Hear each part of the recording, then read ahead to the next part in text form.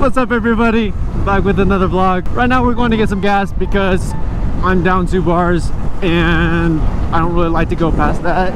And then after that we're gonna go get some food because I just got back from work and I haven't had anything all day. I've been trying to figure out what I want to do with this channel, if it's gonna be like funny moments, you know, or if it's, you know, like there's Moto Monday where it's just you're riding and you just clip those funny moments, or we can do like story time and stuff like that where I just tell stories. It's funny too because whenever my friends are like, oh, you should do funny moment stuff, where you just record it while you're coming home from work. Every time I do, or like I have a feeling where it's like, oh, let's record this on my way home or something, but I don't follow through, and it just, the best things happen. Like for instance today, and there's a LaFerrari there and I couldn't do anything because I had a cap on my lens. Anyway, so today, like I said earlier, we're gonna go get some food, and while I go get some food, I'm just gonna tell a little funny story that I've had with my friends. So say you're in school and you know there's always that one popular girl that's just very, very pretty. You're too scared to talk to her and stuff like that, but you know, everybody knows that's her. She's the girl. So in 10th or 11th grade, there was that one girl. I got her number, we would text a lot, and one day I got enough courage to just text her and be like, hey, we should go on a date. So she said yes to the date. I asked her, well, what are you doing tomorrow? She said that she was free, so I was like, okay, I bet, let's go bowling. Are you okay with that? She said yeah. So we had the day planned, but not the time. So the very next day, I got really excited. I cleaned out the whole car that we were gonna take, used a vacuum. Took me like 4 hours to detail, but that's because I wasn't very good at it. I got new batteries for the key fob because it was actually completely out and I didn't want to be driving around and then we can't drive because the key died. So I texted her in the morning, it's like, hey, we didn't set a time, what time would you like to go? A few hours later, no answer. I'm like, well, she's probably just busy. Comes around to like maybe 5 o'clock-ish into the day. It's like, dang, she really hasn't texted yet. So I texted her, are we still good? No answer. Inside my head I'm like, yeah, it's not gonna happen. She just said peace out, and you know, it's just not gonna work out. Almost stalled, but I didn't. So it's around 9 o'clock into the night and I text my friend, do you want to hang out? Because I know that the bowling thing was not gonna work out. So oh yeah, for sure, let me finish this game, then we could go. So I head over to his house while he's finishing the game. I'm in his house and I kind of told him what was going on. I asked him, I was like, dude, should I just like text him, be like, hey, can you like tell me whether or not we're actually gonna go? Because if not, I'd rather go do something else and not waste my day. I didn't say that exactly. I made it seem nicer, I guess, on text.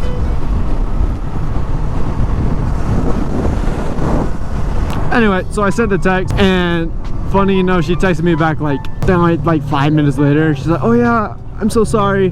Kind of made up an excuse why she was on her phone and why she didn't reply. I like it. Since we didn't know what to do and the bowling thing wasn't gonna work out, my friend and I, we decided to go take pictures. Now, if anybody knows me, I love taking pictures. I don't do it to get better at it. I do it for the memories, you know, so that I can look back and be like, oh dude, that was so awesome. We decided we're gonna go take pictures. We hit up another friend. He wanted to come also, so we picked him up. We're just about to get into the highway, and for some reason I just call up another friend like, hey, we're gonna go take pictures. We don't have enough room in my car. You're welcome to follow and come if you would like. He said bet, and we drove over to his house. And if anybody knows this guy, just for instance, he has had 2 cars. One of them he totaled, he flipped it, he rolled it. The other one wasn't his fault. Someone ran the red light and totaled his car. And then he has also backed up into a stop sign and backed up into a mailbox. So this guy's really clumsy. So we pick him up.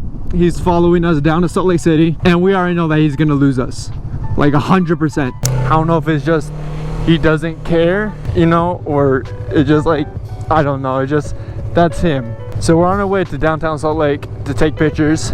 We're gonna go up to Foothill, and I'm driving on the highway. He's following us, and we're about like 5 or 10 minutes into the drive, and I look in the mirror and he's not there. We call him and he's like, oh, I lost you guys, you're too quick. And I was like, dude, I'm going like 5 under. What do you mean we're too quick? So I guess we took the belt route.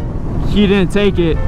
Dude, there's so many freaking stoplights, and it's so hard to make a freaking video because I don't want to do it at a freaking stoplight because then people are gonna no, I'm just kidding, because people are gonna look at me and think that I'm weird when I'm already weird.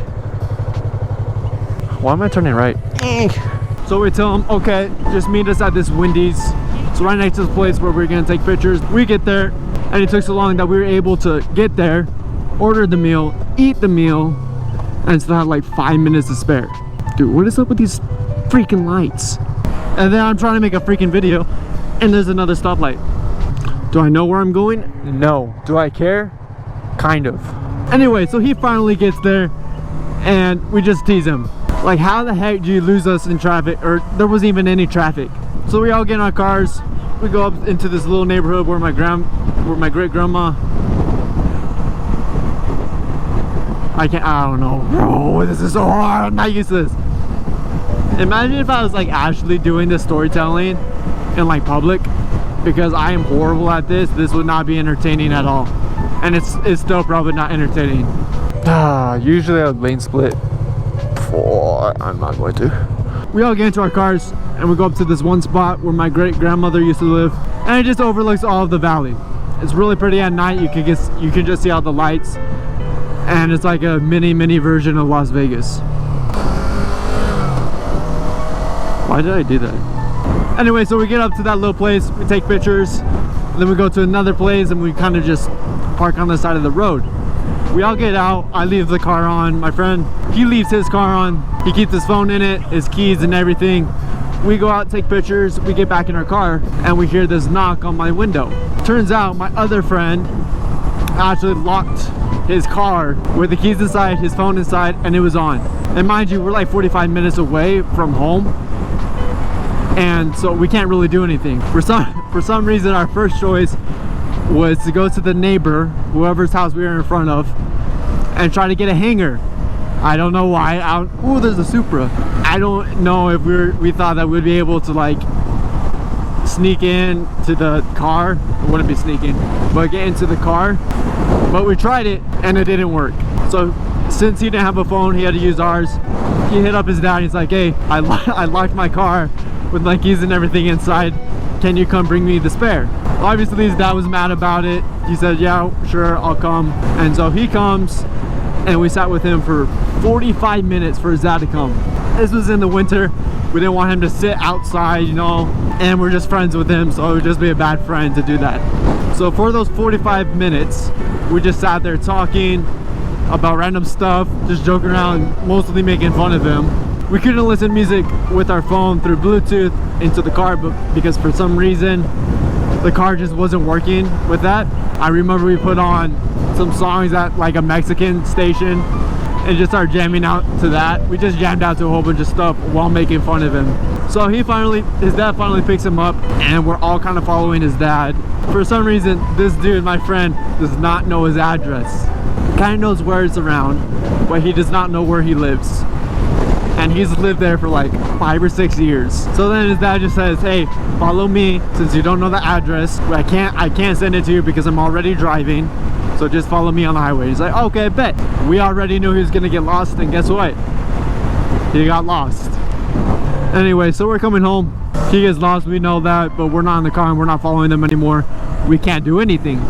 Anyway, we're coming home, and my friend that was in shotgun, he kind of just looks over at me and is like, bro, I don't want to make this sound bad, but I am so glad that that girl did not go bowling with you. Now, if you're like me, I was like, bro, what do you mean? Well, I guess he just had the best time.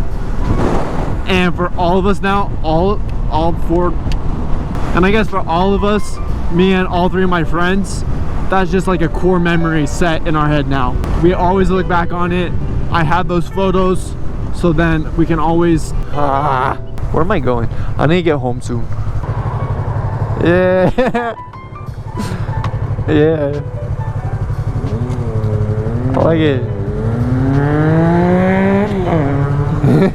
Anyway, it's just a core memory for all of us. You're not gonna give me a wave? Wow. I know sometimes something just kind of snaps and like, oh shoot, dude, I remember that. But we'll be scrolling through our phone and stuff like that, see the photos, and we relive that moment. It's a special little thing that we all have.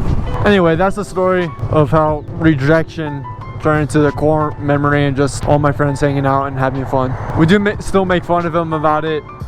I did ask him if it was okay for me to tell this story. I'm not gonna say his name. No, I want to go follow them. Ah, it's okay. Anyways, that's the end of the story. I'm gonna be making another video soon. It's gonna be my friend and I going up Big Conwood Canyon and comparing my bike versus his bike. Again, I have a R3, the Yamaha R3, and he has the Honda CB300R. So it's like the naked version of the CBR 300. It'll be kind of interesting. Anyway, that's the end of this video. Hopefully you guys enjoy the little story, and come back next time.